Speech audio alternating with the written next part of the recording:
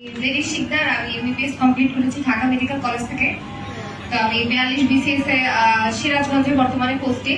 তো আমার কনফিডেন্স এখানে কোচিং সেন্টার অনেকগুলাই আছে, কিন্তু আমি ইচ্ছা করে কনফিডেন্সে আসলাম। কারণ কি, কনফিডেন্সে একটা পরীক্ষা না দিলে পরের দিন পরীক্ষা দিতে আসলে তারা যে পরিমাণ চিৎকার চেঁচামেচি করতো, হ্যাঁ এই 100 টাকা দেন পরীক্ষা দিতে, এইটাই আমার জন্য কাজ করতো। যে অন্য কোচিং এ গেলে আমি পরীক্ষা দিব না দিব এটা কোনো ব্যাপার না, কিন্তু এখানে যেহেতু আমি টাকা দিয়ে ভর্তি হয়েছি, পরের দিন না আসলে তো আমাকে পরীক্ষা দিতে দিবে না, এই একটা টেনশন কাজ করতো। তো আমার যত ডিউটি থাকতো, যত কিছুই থাকতো, আমি দেখা যায় যে উইকলি এক্সামটা আমি এসে অ্যাপিয়ার করতাম, সেটা সকালে হোক বা সন্ধ্যায় হোক।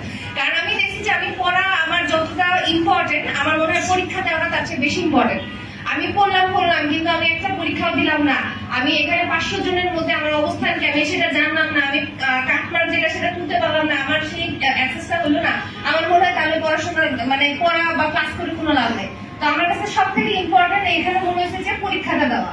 আমি সবার কাছে এটাই বলবো যে যত ব্যস্ততাই থাকুক, যতটুকু করতে পারেন আপনারা অ্যাটলিস্ট পরীক্ষাগুলো অ্যাপিয়ার করবেন।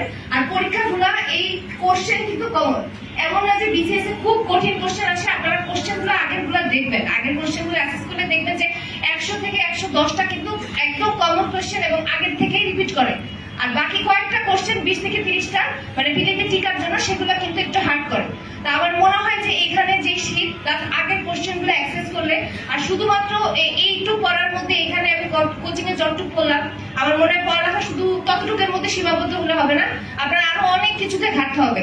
ওই ব্যাপারে আপনার প্রিভিয়াস ইয়ারের কোশ্চেন বা আপনার কাছে আরো 2-3টা যদি বই থাকে, সবগুলো ঘেটে একটা হচ্ছে আমার মনে হয় কমপ্লিট প্রিপারেশন নেওয়া যায়। শুধু এক জিনিসের উপর ডিপেন্ড করে আমার মনে হয় না, কারণ এই প্রিপারেশনটা আমি সেই 42 থেকে পড়াশোনা করছি, ওই পড়া দিয়ে কিন্তু আমার 43। হ্যাঁ, আর প্রথম বিসিএস আমি 42 অ্যাপিয়ার করছি, তারপর 43 এর পরে আমি আর দেই নাই, কারণ আমার দিতে ইচ্ছা করছে না ফিলি।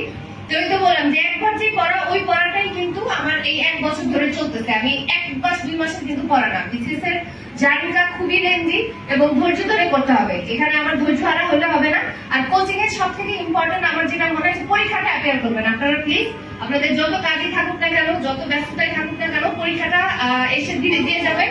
কারণ পরীক্ষার চেয়ে আমার মনে হয় না বড় জিনিস আর কিছু আছে এই যে প্রিপারেশনের সময়। সবার জন্য শুভকামনা, ধৈর্য ধরে পড়াশোনা করবেন, ইনশাআল্লাহ সবাই সবার গন্তব্যে 1 থেকে 2 বছর পরে পৌঁছে যাবেন। ধন্যবাদ।